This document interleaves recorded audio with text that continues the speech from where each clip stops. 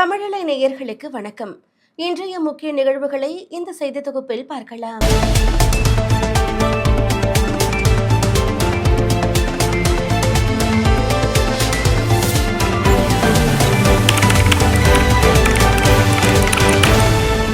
முதல்வர் ஸ்டாலின் பயணித்த பிரச்சார வாகனத்தில் தேர்தல் பறக்கும் படையினர் சோதனை நடத்தினர். திருவாரூரில் பரப்புரையை தொடங்க தஞ்சாவூரில் இருந்து முதல்வர் ஸ்டாலின் பயணித்தார்.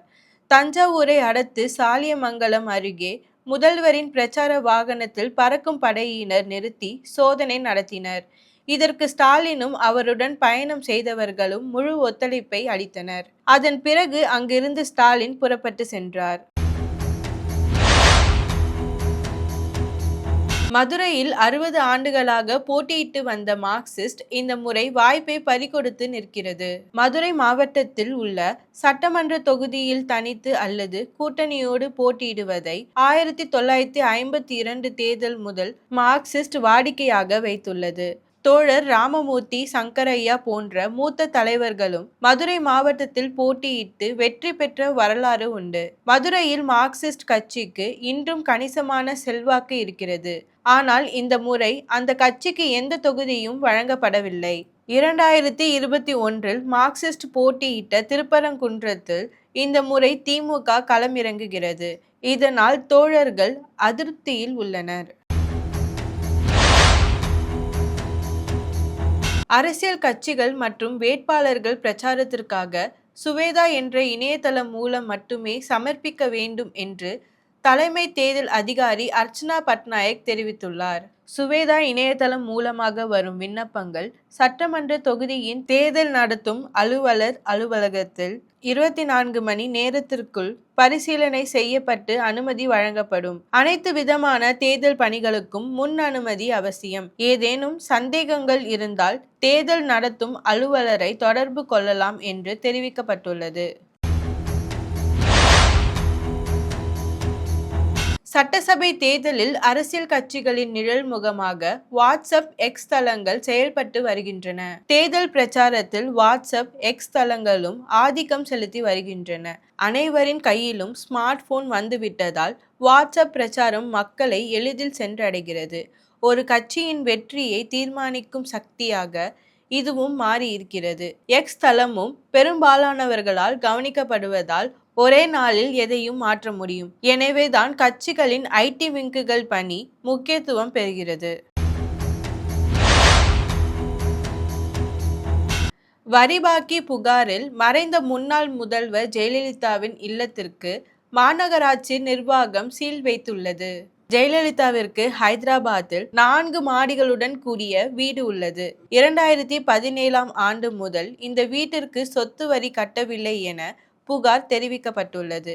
அவரது உறவினர்களுக்கு கடந்த பிப்ரவரி மாதமே நோட்டீஸ் அனுப்பியும் பதில் இல்லை என்பதால் வரி பாக்கியாக 82 லட்சம் ரூபாய் செலுத்த வேண்டி இருப்பதால் வீட்டை பூட்டி மாநகராட்சி அதிகாரிகள் சீல் வைத்துள்ளனர்.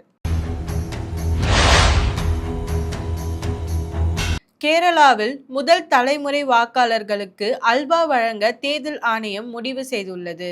கேரளாவில் ஏப்ரல் 9 வாக்குப்பதிவு நடைபெற இருக்கிறது. தேர்தல் பிரச்சாரம் சூடு பிடித்து இருக்கும் நிலையில் வாக்குப்பதிவை அதிகரிக்க செய்ய பல்வேறு நடவடிக்கைகள் எடுக்கப்பட்டு வருகின்றன. இதன் ஒரு பகுதியாக முதல் தலைமுறை வாக்காளர்களுக்கு அல்வா வழங்க முடிவு செய்யப்பட்டுள்ளது. அதன்படி மாவட்டம் தோறும் தேர்ந்தெடுக்கப்பட்ட வாக்குச்சாவடிகளில் அல்வா பாக்கெட்டுகள் வழங்கப்பட இருக்கிறது.